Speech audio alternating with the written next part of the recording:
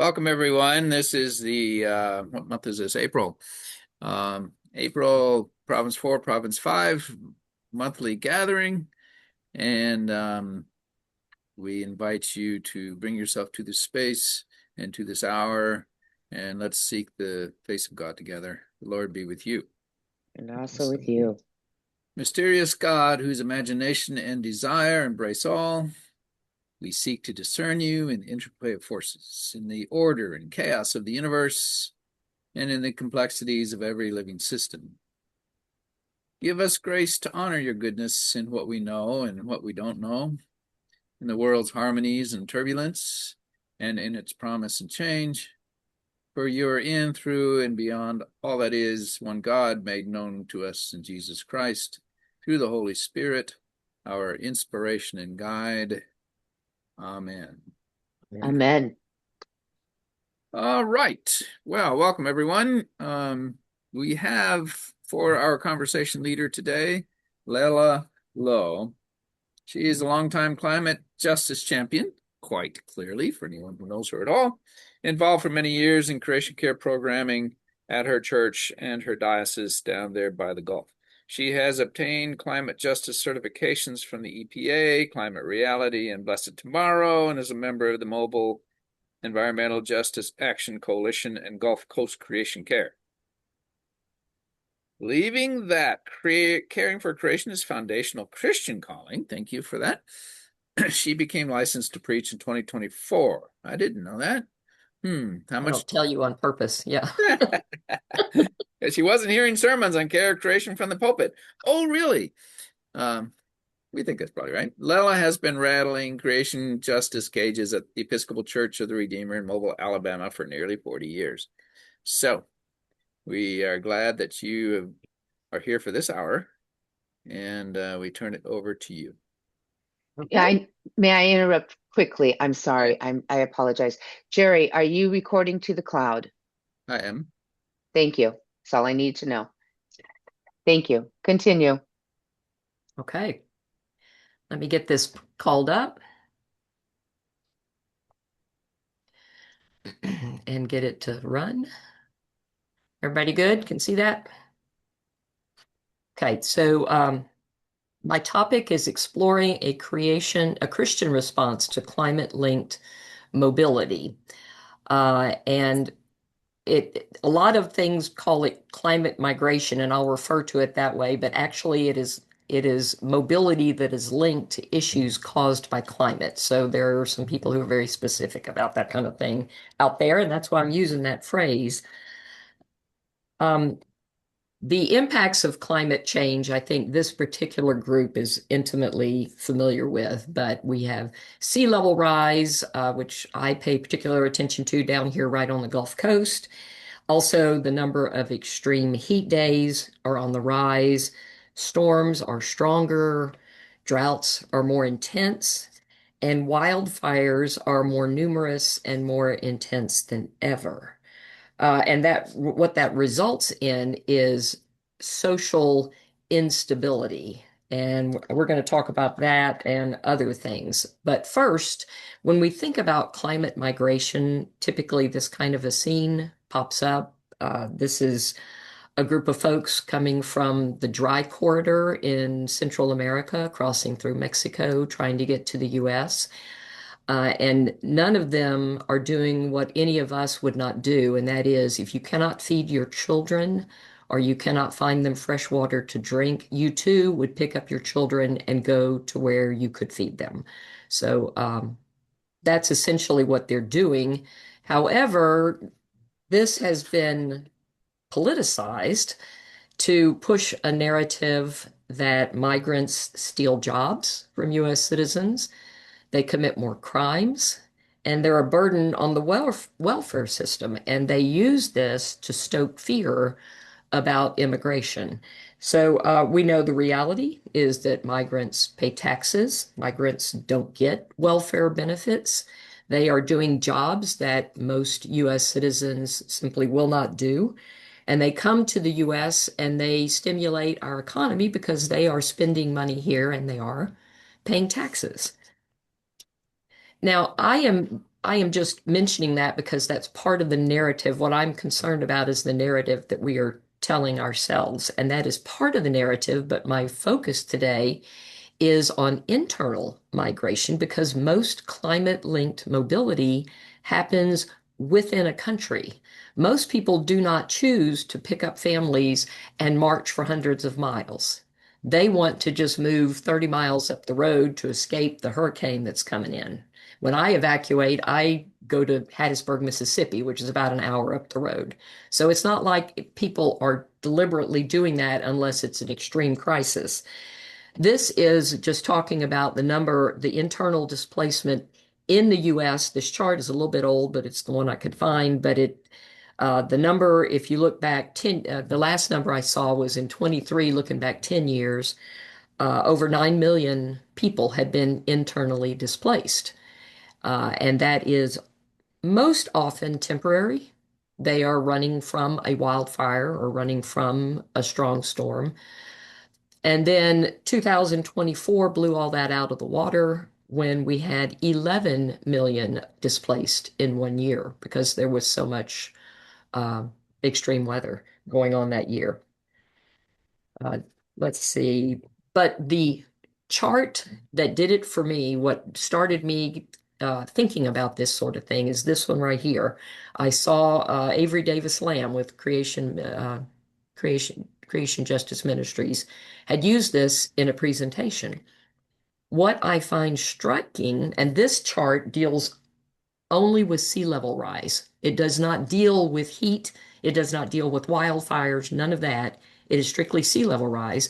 And you see what it shows is the people who are most directly affected are the ones in blue.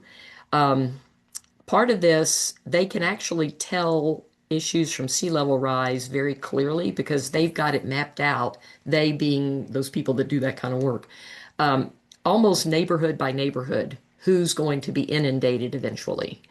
So they can tell that there are 13 million people in that blue zone at risk of having to move inland. But what I found most striking is it's not just us, because I am, let me see if I can, I don't think you can see my cursor, but I live right there. Can y'all see that where I'm pointing? That's where I live, right there on Mobile Bay. So I'm in that blue zone. But we aren't the only ones affected. The dark red zone is the people who are indirectly affected the most. And that is pertinent to what I was saying. Most people don't move great distances, they just move to get out of danger.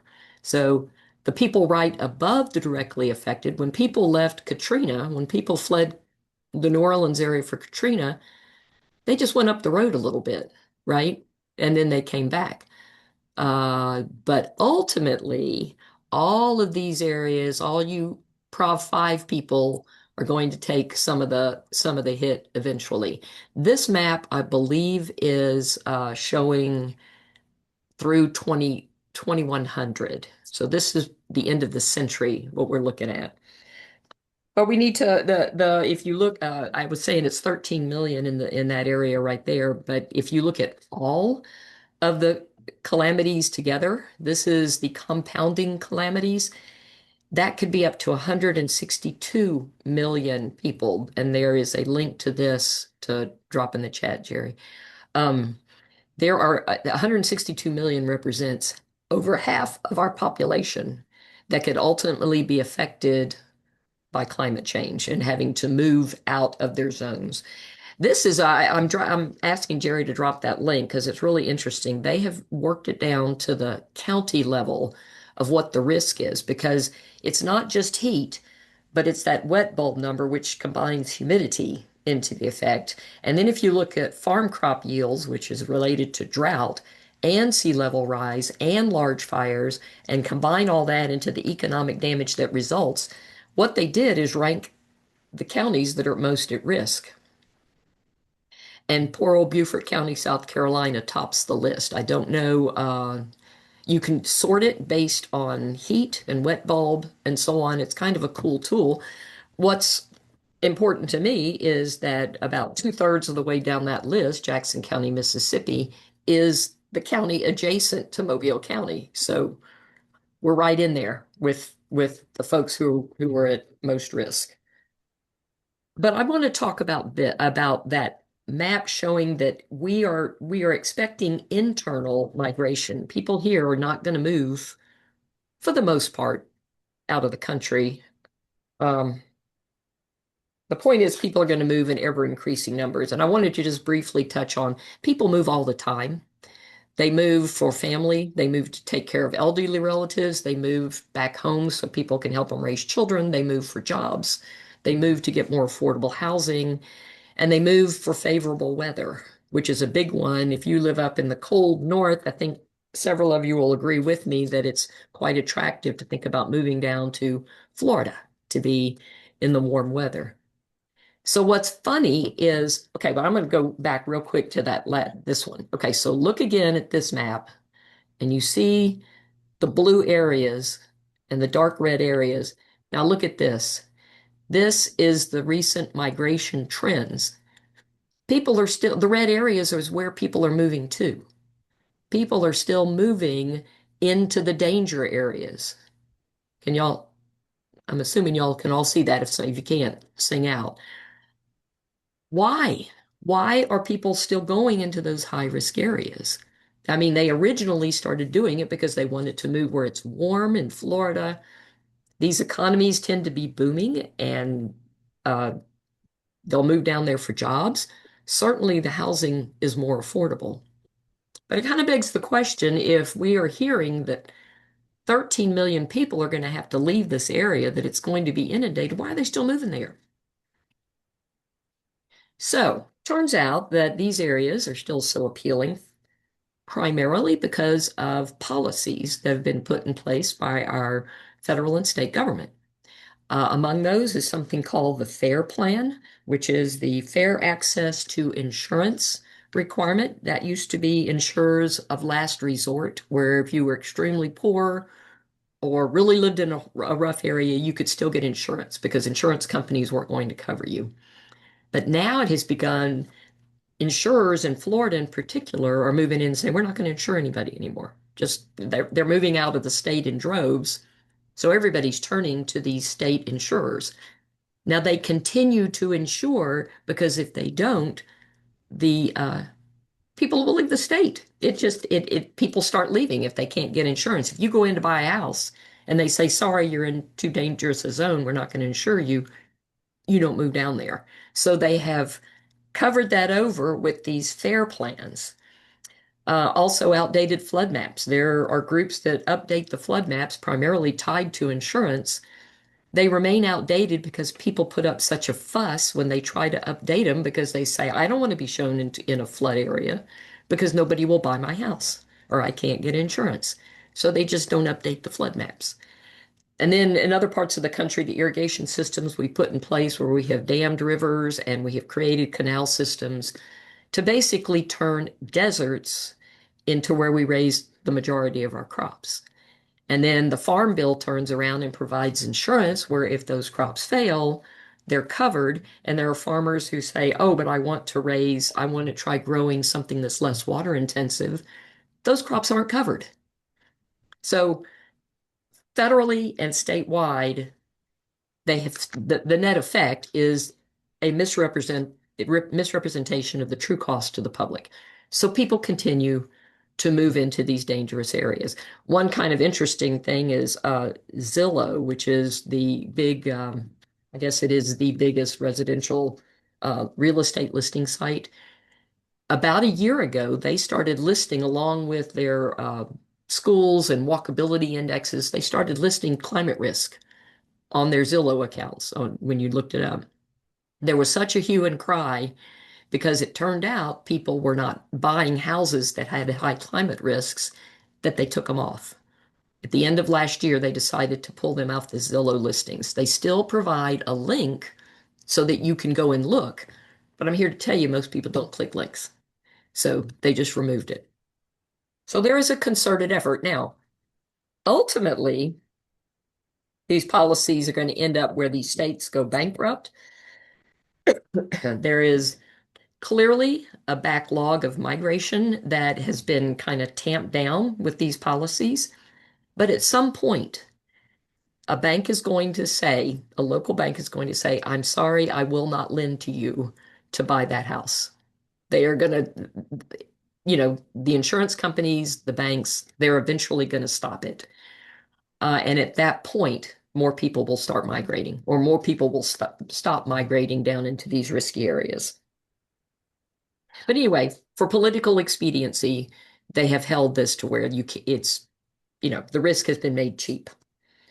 So let's look at what we're facing. Climate-linked mobility results from two different things. First of all, there is what's known as rapid onset disasters. You can imagine it's when a tornado suddenly strikes, hurricane wipes out a community, a wildfire roars through and destroys an entire area, or those huge rain events that have been happening in the middle of the country. Those type disasters tend to be temporary displacement. They will leave home, they will evacuate until they can get things repaired. They evacuate for the wildfires, but they come back. The problems are the slow onset disasters, like the extreme heat. Those who are suffering from extreme heat and humidity, they go through the summer thinking, I just need to move. The winter comes along, it's so nice and pleasant, and they say, oh, I can make it one more year. And so then they go through it again. Same thing with sea level rise. You kind of get used to maybe your street flooding certain times at high tide, and you think, okay, I can deal with this. One more year, and you wait because, the pull of family is strong, the pull of community is strong, the pull of having that hairdresser you've used forever and you don't want to leave and set up somewhere else.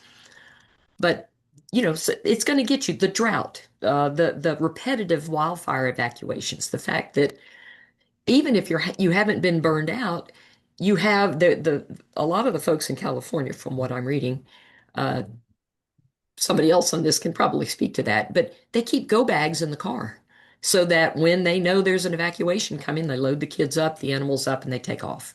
How many times can you do that until you say, I've had it? But these slow onset disasters give people time to research where they want to go, to make their plans, to look for jobs. So those are the ones that are people will start moving out. They also tend to not do the huge jumps right away. They may move up a little bit, maybe 50 miles north, and then people will move in behind them because their place isn't quite as bad. It's kind of a ladder effect. But there are social impacts to these moves because the people who move first are the wealthy because they can afford it. The younger families who look for jobs, they want to take care of the families. They're not quite as tied to the community, maybe, and they go ahead and they move. So they're the first to leave. And when they leave, it affects the tax base. It affects all of the social structure of the community. Typically, what's left behind is the older people and the people who are not able to make those kind of moves. They don't have the resources. Uh, the challenge then for the governments come to be where how do you take care of the people who are left behind, and how in what they call the receiving communities do you deal with this influx of immigrants? Okay, this I skipped over this. And so with limited financial resources, some places end up being sacrificed, and this is referring to that. It's already happening. Some of you may be aware of a place called Isle de Jean Charles, which is in the very bottom end of New Orleans that has been basically there was one road out to it. It's a Native American community. Hold on. I'm sorry. I've got allergies and it causes me to cough, so I apologize for that, but can't be helped. Anyway, the federal government a few years ago resettled them maybe 40 miles north near a town called Homa. But they were going to use that as a model of how that could be done, permanent resettlement from the government. The residents aren't particularly happy. They didn't get what they had been promised.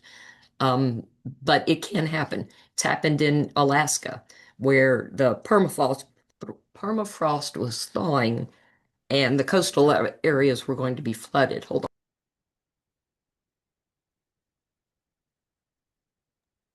I'm so sorry. Let's see. So the government has started moving people, but typically what they do is FEMA and HUD come in and they offer organized relocation funds. And so instead of rebuilding, they pay people to go ahead and move out. And it doesn't happen where they move them in blocks like this. They just give them money to relocate. So you create a diaspora of people who are leaving their communities and moving into unknown places often. And it's happened already in places as far flung as Missouri and Wisconsin and North Carolina, and certainly South Florida.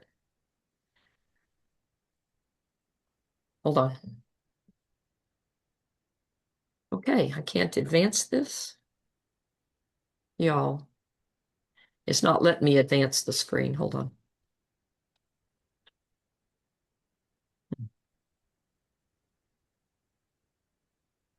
I had this happen last night. I was trying it and it stopped it. So you know what I'm going to do? I'm going to switch. Let me stop the share and get this. Sorry, you guys. Let me go in and get that to stop. I don't know why it does that.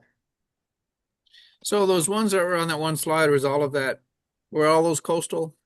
Missouri, Arkansas, No. I don't Alaska, know. You mean Alaska. coastal? I don't know. Yeah. I don't know what caused them to do the payouts. I'm sorry. Yeah. Hmm.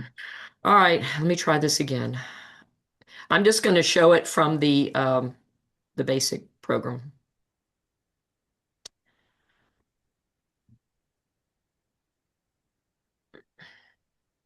Okay. So you're just going to see my slides on the side, but if I can't get it to advance, it doesn't help things. All right. So with climate linked mobility, whether it's within or across borders, we have to have policies that create what I call safe pathways for everyone.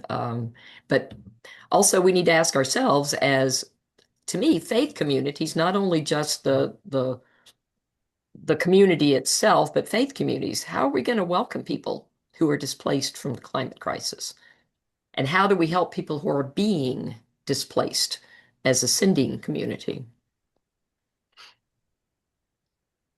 In other words, what's the role of faith communities in preparing for climate-linked mobility? Because it is certainly happening now, and I would contend that we are not prepared for it. I want to present to you this study because I found this fascinating for reasons that will be obvious, but this is a study in Gulf County, Florida, which is on the south end of the panhandle of Florida.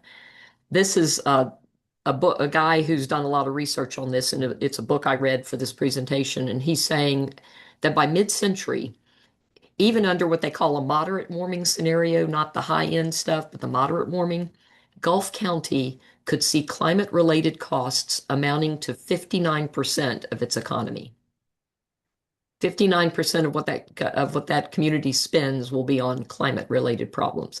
And by later in the century, that could jump to 88% of the economy with moderate warming.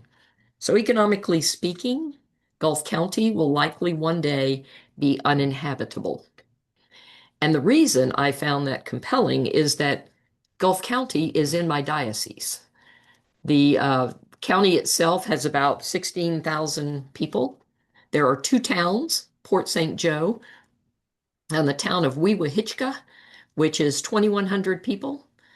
There are 14 churches in that community of Weewahitchka, one of which is St. John's Episcopal Church. I know the fellow that's running that church. What is our responsibility as a diocese, as sister churches, to that community when that dire situation exists? I haven't talked with the guy yet. I don't know. I'm tempted to call and say, what are you thinking? Or are there plans in place? I don't know. I haven't checked with him, but what is the responsibility of the rest of the diocese with this facing us? I put this map back in here just to show you. Let's see if I can get it. Okay, so here's where I am, and Gulf County will be somewhere right here. That's all part of the same diocese. But yeah, so they're in direct line. They're going to want to move up here, or are those counties prepared? Okay. Okay, I found this to be a kind of compelling quote. there's a woman in Ann Arbor, Michigan, which is one of the hot spots for people to retreat to. There's a sustainability developer there working on these issues, and she was asked what she thought people were more afraid of, the disaster risk from climate change, or were they more afraid of outsiders moving into Michigan? And she said, without hesitating, they're worried about the people, without a doubt. So we have got to stop seeing climate migrants as a threat to our privilege. These migrants, what I'm talking about, are within the country. They look like us, they talk like us, they are us. And yet, that's what people are afraid of. So, what is okay, wait, let's see. So, the challenge is okay, the challenge it exists at both ends. It's where people are thinking about migrating. They've been going through all kinds of various traumas and they haven't decided yet to separate. So there's a whole bunch of anxiety going on at one end. And then they make the break, they make that separation. And then at the other end, after they've made the move, found the job, there's an integration into a new community. And those are the two places where I think churches have a place to operate.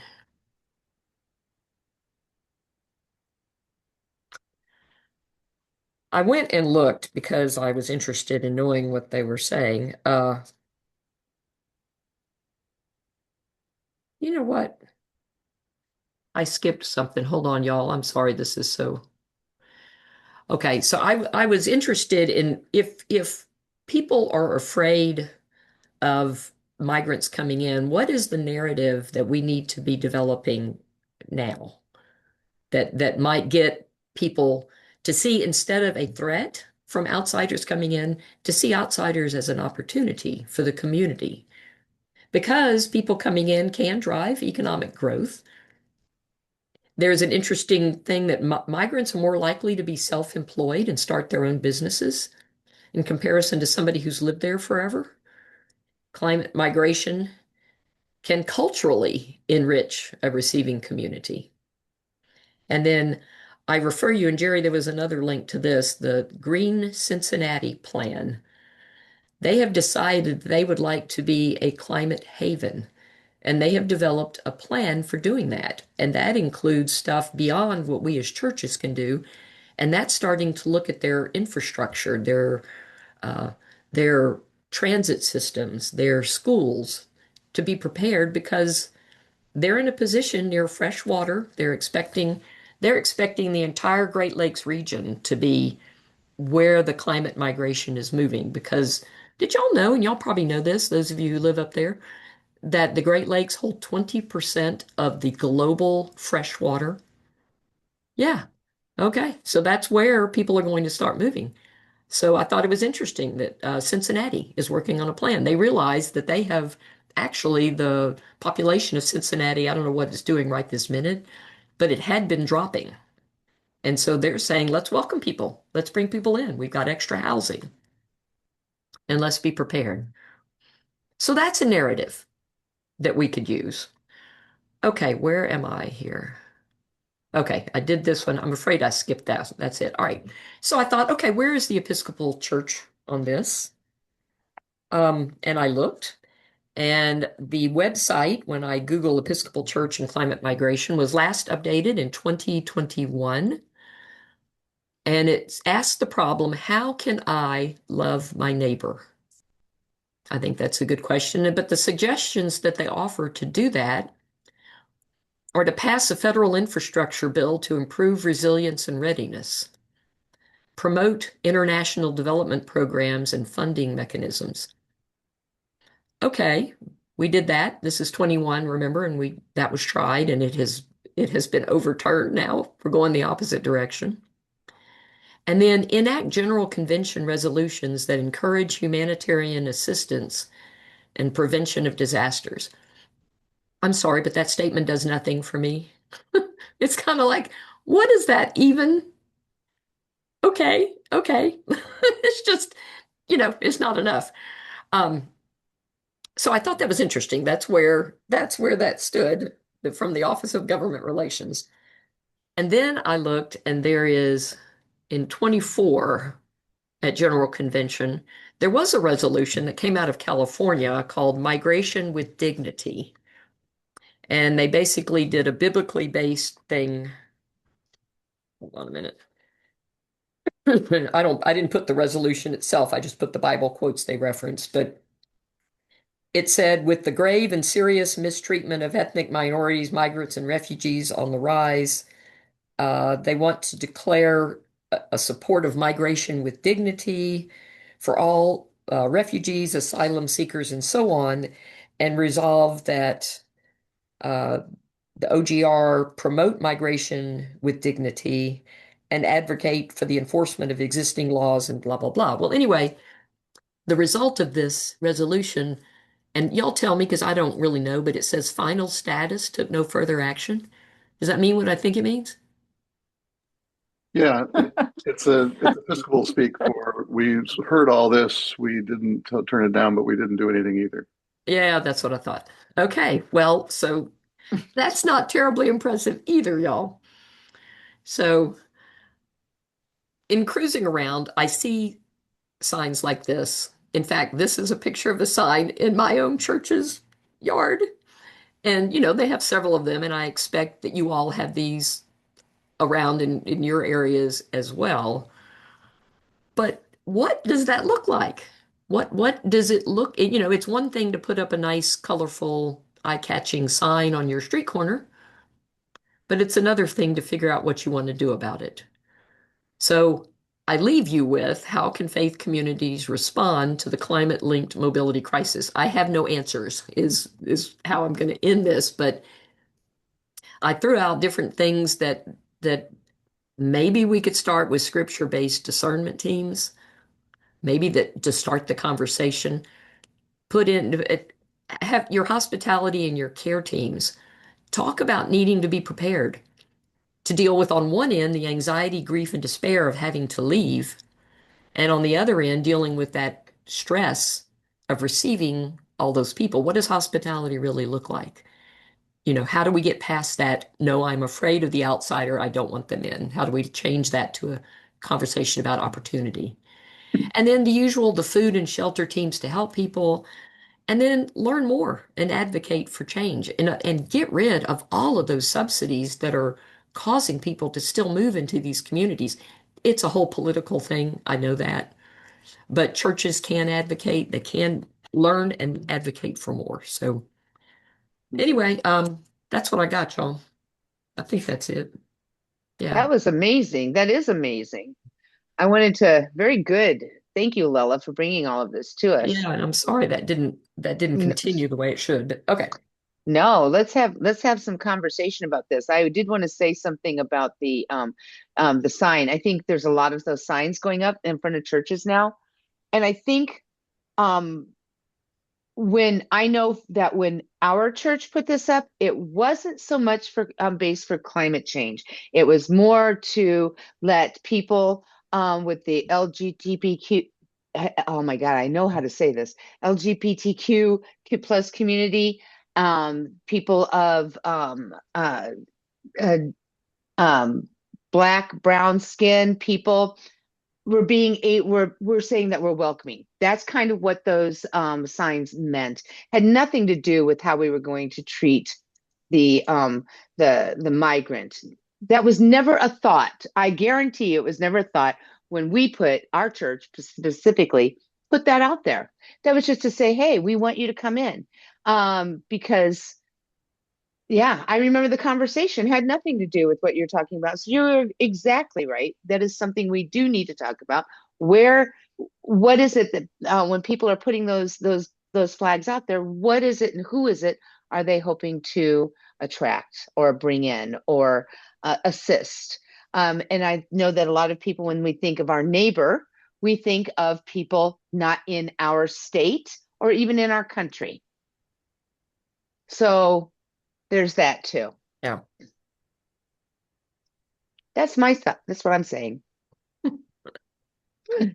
I'm struck in the middle of this. So a couple of years ago, I've gone a couple of things in the Diocese of Michigan, and you wind up every once in a while having lunch with the bishop because it just kind of happens that way.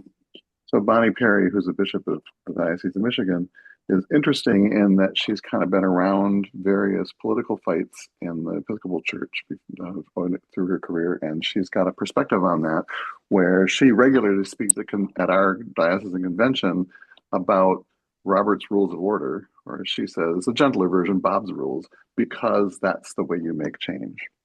So Mm-hmm. her stories are about how the Episcopal Church came to its position on gay marriage and on gay clergy and on sort of what all that's about. She herself is gay. She's got a wife of many years, right? Mm-hmm. And what I'm struck with is that her story there is not about why this is different than climate, but this is kind of her engagement strategy was to start building coalitions with people wherever they were. So her stories are about sitting at General Convention for the whole church and getting to know the bishops and the delegations from other places in the country well enough that they knew her enough to work with her so that she had the relationships. And so when I see a no further action, what I see is that we don't have a consensus in the church on this perspective, right?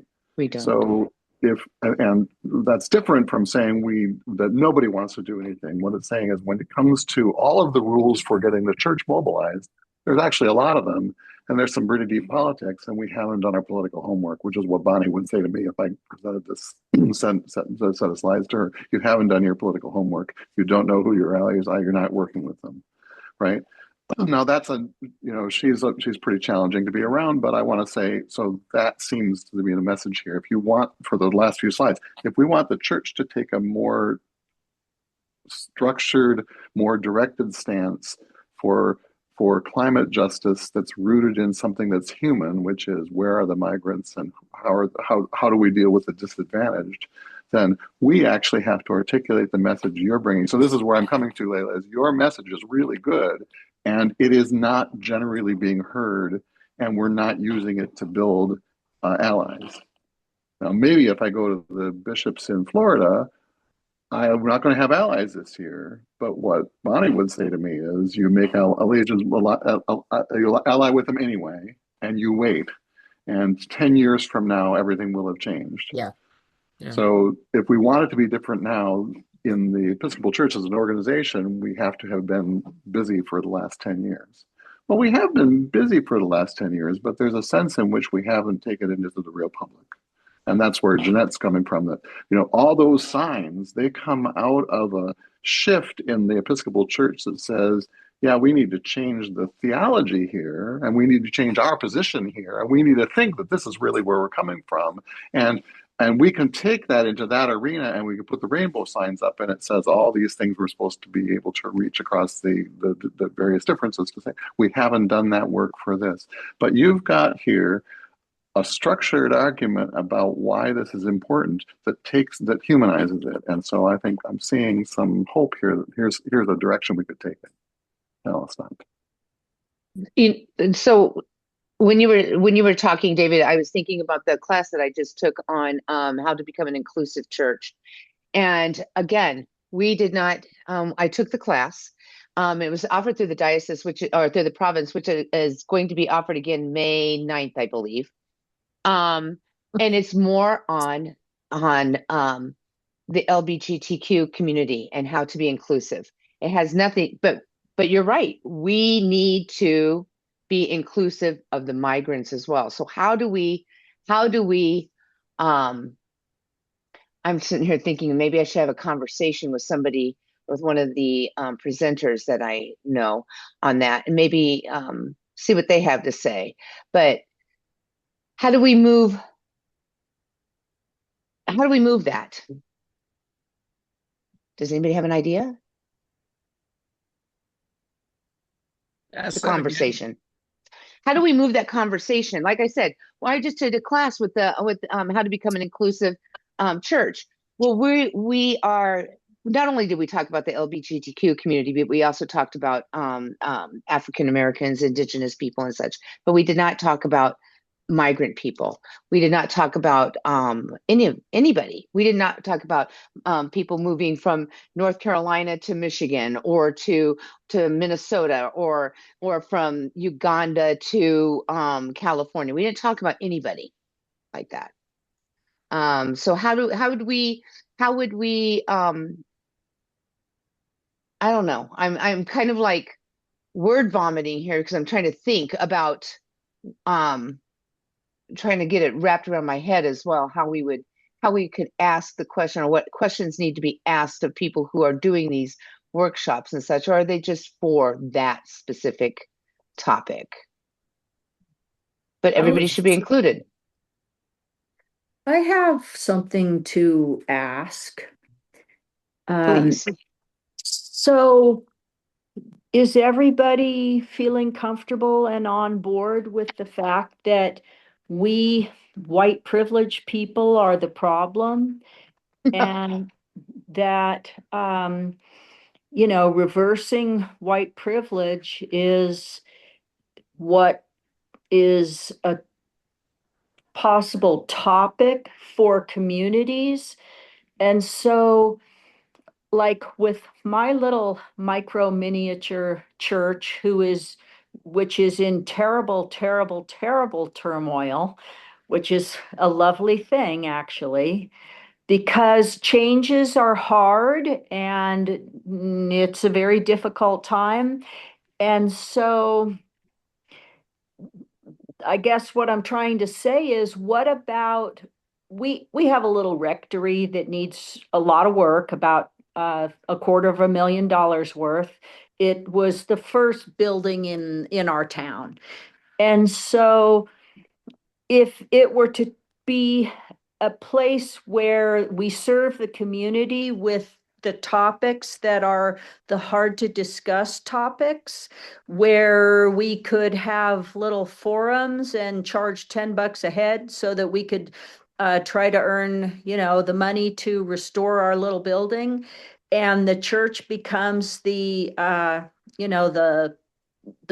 venue. And we start talking, we pull up our, big girl and big boy britches, and start talking about the stuff that nobody wants to talk about. That's just my little idea there. Well, do you mean by that trying to talk white people out of their white privilege?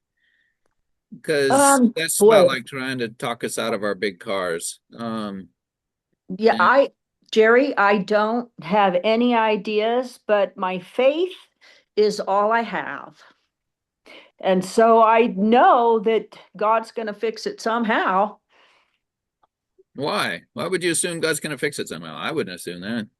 I think that the hurricanes and the fires and, all Oh, of the, that might fix it by getting rid of us. That might be true. yeah, I mean, sure. And so I think extinction is, That's a solution. Yeah. sure. But I mean, I don't really, it's okay with me if we go extinct. I'm kind of all for it, but maybe other people would like to participate in reversing the extinction potential. So that's assuming that that's almost sounds like God would punish us. That's almost sounds like a punishing almost. Oh, it's cause and effect, Right. it's called It's just Right. carbon footprint. Let's just fly somewhere and have a great time because we can. Yeah. Don't know. Right. I do Sorry. struggle, Lella, with what to do with this. White It's really privilege important. doesn't. Yeah. Sorry. No. I agree with you that white privilege underlies All of our our problems. values, our consumption habits, our justice systems, the NIMBY effect. We should migrate people out, but as long as it doesn't affect my housing values. We should be proactive as long as it doesn't affect my housing values. I don't know how to get at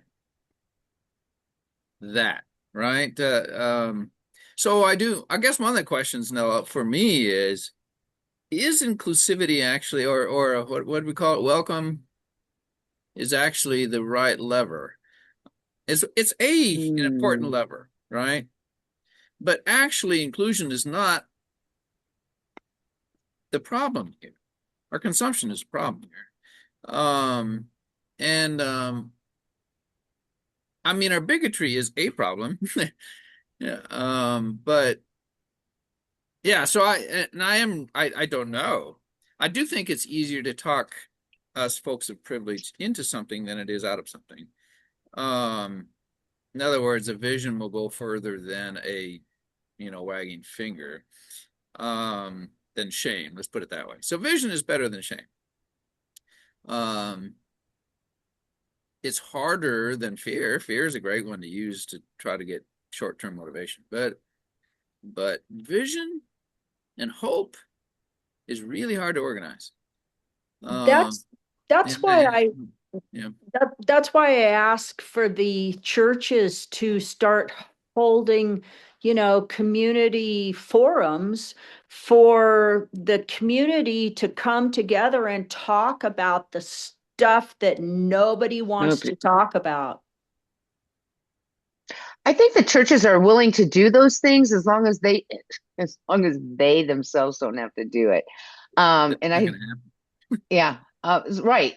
Yeah. So, it's all great to have people come and gather and use the facility, and by the use of the facility, it makes it look like your church believes that or is a part of that as well, right? So some churches like that, or I should just say people like that. So that would be, I don't think there's a problem with them getting churches on board to host those kinds of conversations. It's the people within the church, right? Then it's inauthentic and it won't go. So you have to have authenticity of some kind. Right. So it has to be buy-in all the way around. But I really don't see any problem with churches having those conversations, letting other groups have those conversations. Yeah, it's a great And idea. maybe I'm just going by experience from the churches around me. So if creation care is the foundation, it's sort of a non-threatening moniker because everybody knows that we're in trouble. Everybody knows we're in trouble. I think everybody knows there is trouble. I think the majority denial still is, but somebody will fix it. I won't. My house and my car and my kids and their college will remain intact. We will survive this. So there's trouble, but somebody's going to fix it. And it's also still politicized, right? And so people in the church want to be separate from that. A lot of people want to be separate from that. As if that's possible. Yeah. Right. Well, you and I know that. I mean, we know that, right? So, and some people do, but it's hard to pull them out of it. And because nobody wants to have those conversations. Yeah. These are good questions, Gail. I just don't know the answers. Anyway, go ahead. Yeah. It is hard to change people's perspective, right? And if you have a perspective in which, my car is not, my personal car is not contributing significantly to climate change. It doesn't use enough gas that it really matters, just my car, right? Okay. Sure, the infrastructure does and the roads are there, but my car does not. And so if that's my perspective, if my perspective is so narrow, then in some ways I'm justified in letting the rest of the world fix the rest of the world's problems. Now, I'm not trying to, I'm just bear with me for a minute here. If you allow me to narrow my perspective down to what I'm doing in my own neighborhood, then I am justified in letting go, right?